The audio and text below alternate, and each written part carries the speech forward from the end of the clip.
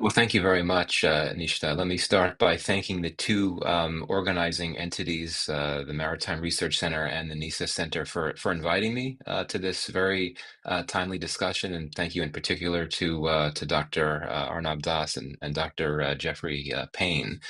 So I I'm not a technical expert on maritime issues per se, so that's why I thought that I would take a step back and offer some reflections on how I see the US India maritime relationship having evolved and how geopolitical and strategic factors have shaped this evolution. Maritime cooperation was one of the earlier components, perhaps one of the earliest components of the current US India strategic partnership before many other forms of security cooperation were really starting to pick up. If you go back well more than a decade ago, the two countries were doing joint naval exercises in the Indian Ocean. Indian warships were being escorted by U.S. cargo ships. Pardon me, Indian warships were escorting U.S. cargo ships through the Strait of Malacca. And the scholar Andrew Winter has noted that back in 2007, this is 15 years ago, both countries published maritime strategies with quote almost exactly parallel lists of mission areas. But I would say that there are three factors that have enabled the US India maritime relationship to really strengthen since that earlier period. One is the strategic urgency it has taken on as China's power projection has moved west across the Indo-Pacific into the Western Indian Ocean region. Um, Much of China's westward push has entailed a greater presence at sea. And China's naval modernization was initially fueled in part by its quest for sea-based energy and other resources, and that brought it to India's broader maritime backyard. And this goes back some years. I mean, as early as 2009, Indian defense officials were speaking of their maritime priorities revolving around countering China's naval modernization plans. In more recent years, there's been a growing presence of Chinese ships in the Western Indian Ocean region, including Chinese research vessels, which New Delhi has accused of being spy ships making ports of call in South Asian states. China, of course, also has its military base in Djibouti or off Djibouti, and India claims that it has seen Chinese vessels near the Andaman Sea, and so this would represent a Chinese naval presence across the entire Indian Ocean, from west to east, so to speak. With the U.S. increasingly concerned about Chinese power in the Indo-Pacific, this growing Chinese naval clout has sharpened U.S. strategic attention on the maritime sphere in the Indo-Pacific and fueled U.S.-India maritime cooperation. And I should say here that the scholarship of Samir Lalwani, who I know we'll hear from later, has focused on this issue of China's growing naval clout and presence in the Indian Ocean region. I know we'll hear from him later. A second factor enabling a strengthening of U.S.-India maritime relations is the strategic significance that the U.S. has accorded to the Indian Ocean itself. There was a time the U.S. when U.S. governments viewed the Atlantic and Pacific Oceans as the two most strategically significant oceans, but in recent decades, we've seen the Indian Ocean be taken more seriously on strategic levels.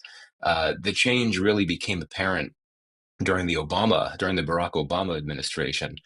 One reason for this is the China factor, but I think there are other motivations as well, such as, for example, the influential work of scholars like Robert Kaplan, who did a lot of significant work scholarship on the Indian Ocean. So the Obama administration's first quadrennial defense review underscored America's interest in the Indian Ocean region stability. The Obama administration also published a maritime strategy document that listed the Indian Ocean as the second area of strategic focus for the U.S. Navy. I believe that's the first time that you'd had a formal strategic document from the U.S. government saying something like that. The third factor driving more US India maritime cooperation has been broader growth in the bilateral relationship itself over the last few decades. And there's, of course, no need to go through the details of that. Everyone on this call knows it very well. I would just say that, we often think of it being fueled by concerns over China, and it has to a great degree. But in earlier years, and I think this was alluded to by the previous speaker, It was also driven to a degree by shared concerns about Islamist terrorism, and that includes maritime aided terrorism, such as the 2008 Lashkar-e-Taiba attacks in Mumbai, when terrorists used coastal areas as a launching board. So that sharpened the importance of maritime cooperation as well.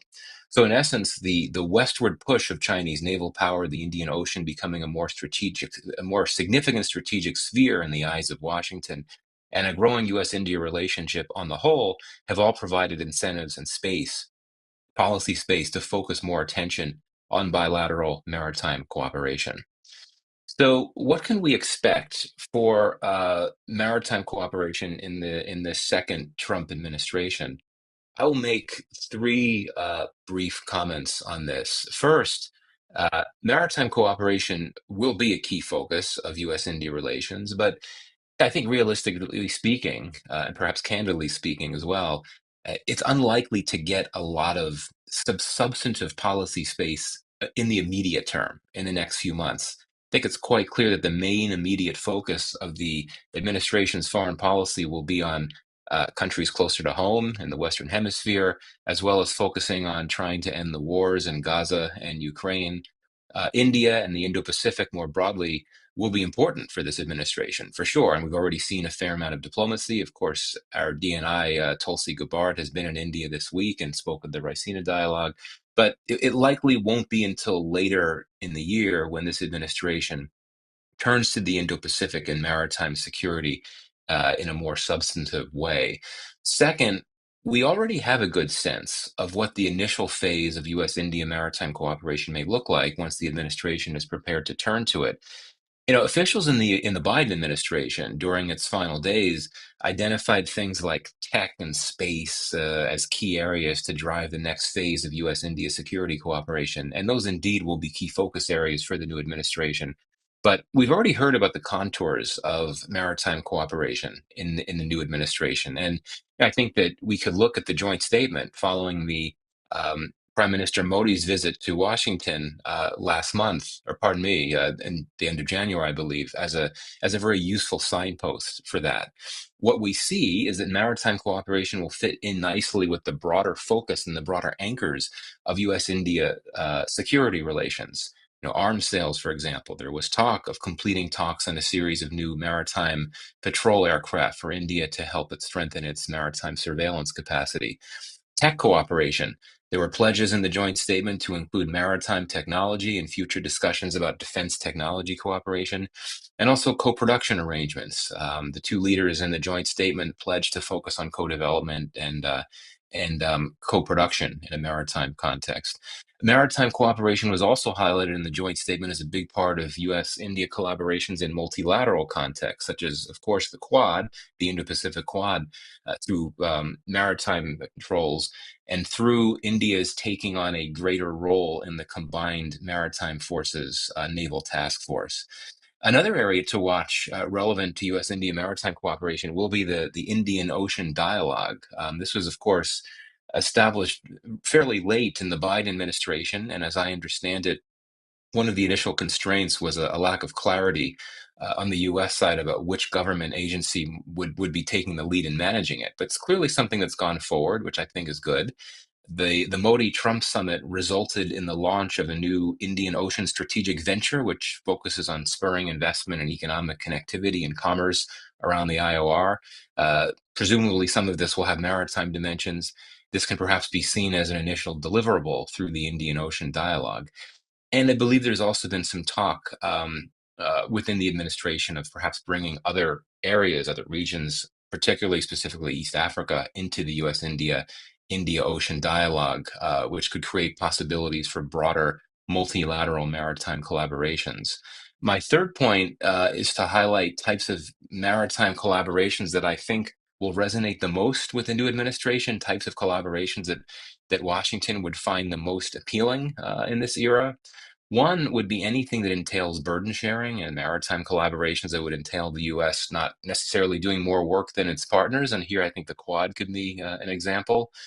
Also, any maritime activities focused on investment and connectivity. And here, the new Indian Ocean Strategic Venture Initiative mentioned earlier could be instructive. And finally, This administration, I think, will be interested in uh, bilateral maritime cooperation that's multilateral, but more so smaller scale multilateralism, minilateral, plurilateral, a term that many prefer to use now. Tie-ups with fourth and fifth countries, but maybe not always sixth, seventh, eighth, and ninth countries. And here I think the IMEC could come into focus. This is a project that if it truly gets off the ground, it could have a fair number of maritime dimensions. This is something that the US and India have talked about in recent weeks, and I think it could really get a lot of momentum if stability returns to the Middle East, which of course is a big if. So with that, I'll conclude. I'll end. Many thanks for the opportunity, and I look forward to the other presentations.